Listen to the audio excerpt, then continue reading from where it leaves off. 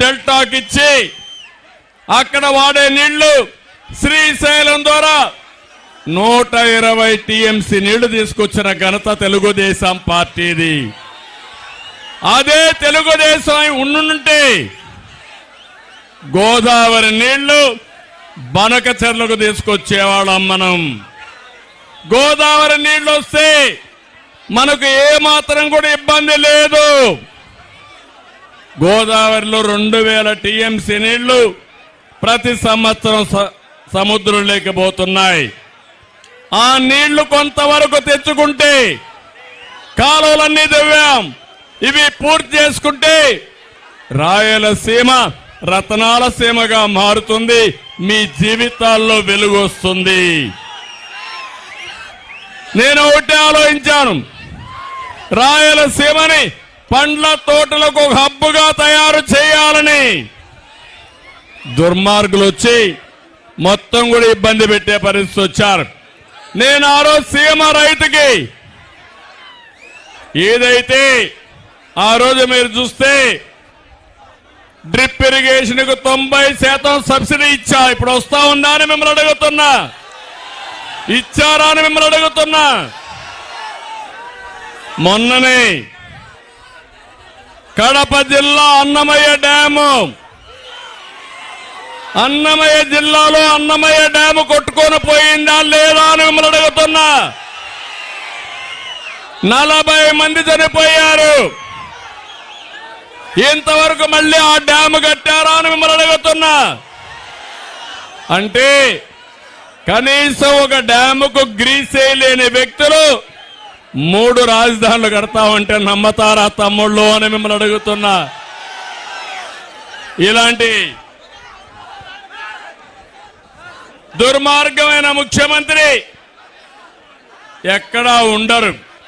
కనీసం అన్నమయ్య డ్యాము కొట్టుకొని పోయి 40 మంది చనిపోతే 450 కుటుంబాలకు ఇళ్లు కూడా కొట్టుకొని పోతే కట్టారా ఇండ్లు అని అడుగుతున్నా. ఇంతవరకు ఆ ఇండ్లు కట్టిన దాఖలాలు లేవు.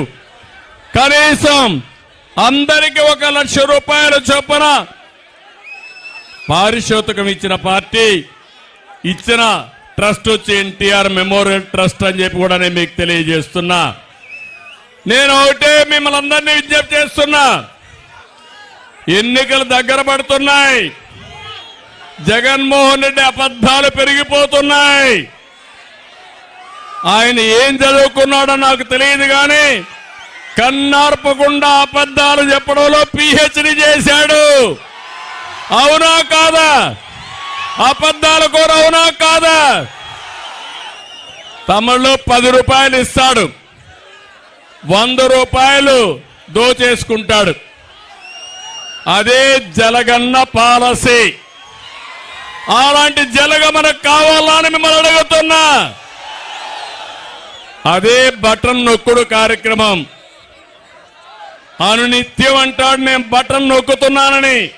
నేను అడుగుతున్నా, నీ బటన్ నొక్కుడు కార్యక్రమంలో ఎంత దోచేశావో సమాధానం చెప్పమని అడుగుతున్నా. ఒక్క విషయం మీరు ఆలోచించండి, ఇదే రాష్ట్రం, ఇదే ప్రజలు, కేవలం మారింది ప్రభుత్వం మాత్రమే. నాడు లేని పన్నులు ఇప్పుడు ఎందుకు వచ్చాయి తమ్ముళ్ళు అని మిమ్మల్ని అడుగుతున్నా. ఇదే రాష్ట్రం, ఇదే ప్రజలు, నాడు లేని అప్పులు నేడు ఎందుకు వచ్చాయని ప్రజలు ఆలోచించుకోవాల్సిన అవసరం ఉంది. ఇంకో పక్క కరెంటు బిల్లు ఆ రోజు 200 రూపాయలు, ఇప్పుడు ఎంత తమ్ముళ్ళు కరెంటు బిల్లు? 1000 రూపాయలు అవునా కాదా? 5 రెట్లు పెరిగిందా లేదా? నేనుంటే కరెంటు ఛార్జీలు పెరిగేటివా? మీకు 1000 రూపాయల భారం పడేదా అని మిమ్మల్ని అడుగుతున్నా. అది తెలుగుదేశం పార్టీ సమర్థత. ఇంకో పక్క 5 ఏళ్లు ఒక్కరోజు కరెంటు ఛార్జీలు పెంచావా? మనం నాణ్యమైన కరెంటు ఇచ్చావా లేదా? ఈరోజు కరెంటు కోతలు ఉన్నాయా లేదా అని మిమ్మల్ని అడుగుతున్నా. కరెంటు కోతలు, ఎక్కడికక్కడ ధరలు పెరిగిపోయి ఇబ్బంది పడే పరిస్థితి. మనం నాడు నాణ్యమైన మద్యం, మా తమ్ముళ్ళు కొంతమంది ఉన్నారు. సాయంత్రం అయితే శారీరక కష్టాలు మర్చిపోవాలని ఒక పెగ్గేసుకొని పడుకోవాలనుకుంటారు. అయితే ఈ ముఖ్యమంత్రి 60 రూపాయలు క్వార్టర్ బాటిల్ ఎంత తమ్ముళ్ళు? ఇప్పుడు 200 రూపాయలు అవునా కాదా? ఎవరికి పోతుంది ఈ డబ్బులు? జలగన్నకు అవునా కాదా? కడాన మీరు తాగే రక్తంలో కూడా, మద్యంలో కూడా రక్తాన్ని తాగే వ్యక్తి దుర్మార్గుడు ఈ జలగన్నని చెప్పి నేను మీకు తెలియజేస్తున్నా. నిత్యావసర వస్తువుల ధరలన్నీ పెరిగాయి. ఏమమ్మా పెరిగాయా? పప్పు పెరిగిందా? కూరగాయలు పెరిగాయా? చక్కెర పెరిగిందా? పెట్రోల్ డీజిల్ పెరిగిందా? అన్నీ పెరిగిపోయినాయి. మా మగవాళ్ళకి ఏం తిండి పెడుతున్నారో నాకైతే తెలియడం లేదు. మీరు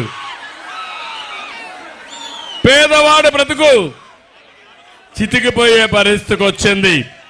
ఆర్టీసీ రేట్లు పెరిగాయా లేదా తమ్ముళ్ళు అని మిమ్మల్ని అడుగుతున్నా.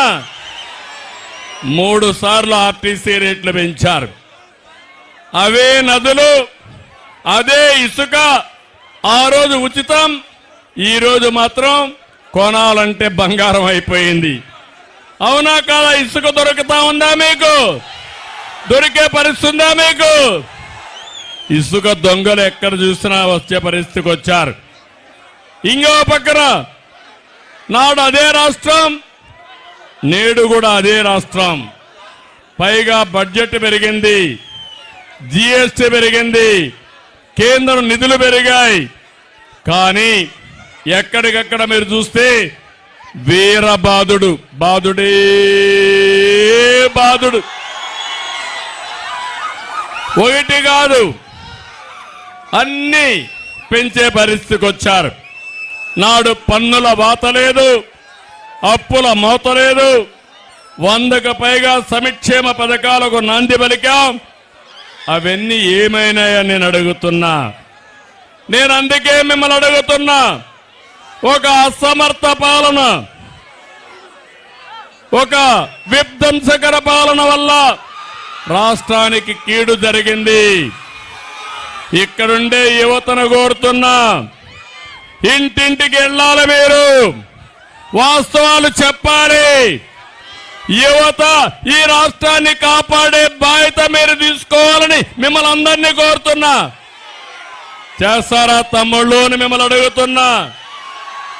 అన్నా క్యాంటీన్ పోయింది, చంద్రన్న బీమా పోయింది, రైతు సబ్సిడీలు పోయినాయి, విదేశ విద్య పోయింది, అన్ని పోయినాయి. మళ్ళీ మాయ మాటలు చెప్పి మభ్యపెట్టే ప్రయత్నం చేస్తున్నారు.